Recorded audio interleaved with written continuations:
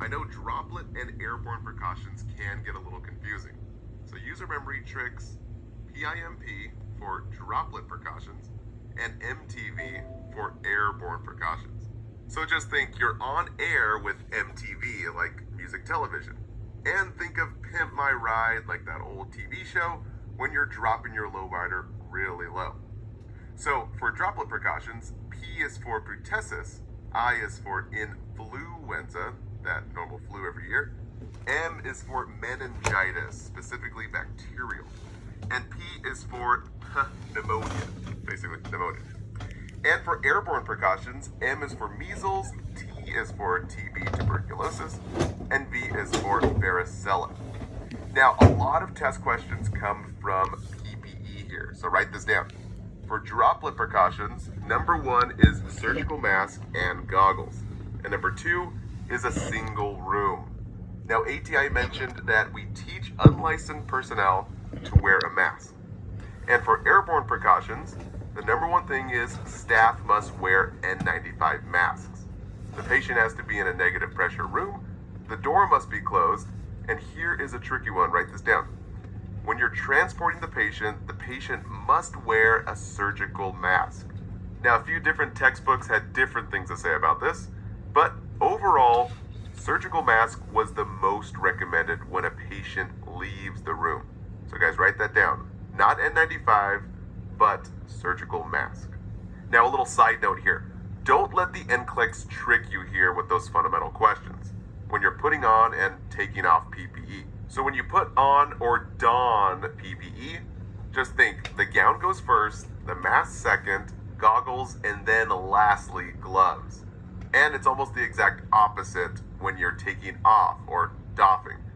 Gloves are first, then the goggles, and here's the tricky one, the gown third, and then lastly, the mask fourth. Now for the top 2 missed questions from this section. Question number 1. A patient presents to urgent care 48 hours after a tuberculin skin test.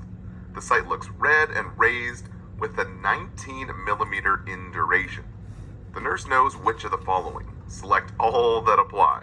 Okay, now before we look at the options, from the TB video, you know that TB is an airborne infectious disease. And anything over 15 millimeters is positive for TB infection. Now the real question is this. Is the TB active or inactive, aka latent? So we definitely do a chest x-ray to confirm the status, or 3 early morning sputum samples on 3 consecutive days. So option number 1, anticipate orders for a chest x-ray or sputum samples. Yes, we have to confirm if the TB is active or inactive. Now option number 2, this one's a little bit tricky here. Collect blood for a quantiferon TB test. Now you're probably asking yourself, what the heck is that? Well, this test can actually be used for an alternation of a TB skin test, but in practice, we typically do an x-ray or a sputum test first. Now, option number 3, the patient has active tuberculosis. No, this option is incorrect because we don't even know if it's active or inactive.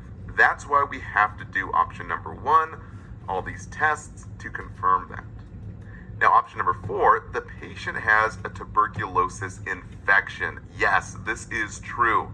So write this down, guys. The body has developed antibodies and shows presence of TB. But again, even though the patient is infected, it doesn't mean that the patient is contagious. Only active TB is contagious. Now, option number 5, immediately place the patient on droplet precaution. No, we place the patient on airborne precaution. And it's only done for active TB patients, and the patient's not really confirmed for active form yet. But this option is wrong because, again, TB is airborne precautions and not droplet. Now, question 2, when caring for a patient with bacterial meningococcal meningitis, the nurse implements which of the following? Select all that apply. Okay, the key word here is meningitis. So before looking at the options, what do you know about meningitis? Well, meningitis is the inflammation of the meninges, right? It's an infection. So any head inflammation can lead to increased ICP. So we want to make sure to keep the lights and noise low, as well as watch for seizures. And meningitis is highly contagious, especially bacterial, requiring droplet precaution. So remember the M in our acronym PIMP stands for meningitis. And only surgical mask and goggles, not an N95.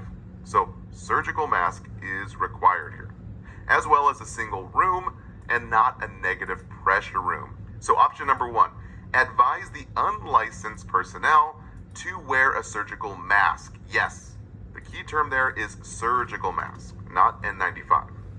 Now option 2, implement padded side rails. Yes, seizure precautions, especially for that increased ICP, which is very common with meningitis, that infection inside the meninges. Now option 3, keep the light and noise low in the room. Yes, once again, for that increased ICP risk. And option 4 and 5 are incorrect. Place the patient on a negative pressure room. No, this is only done for airborne and not for droplet. And put the patient on an N95 mask before entering the room. No, again, this is only for airborne.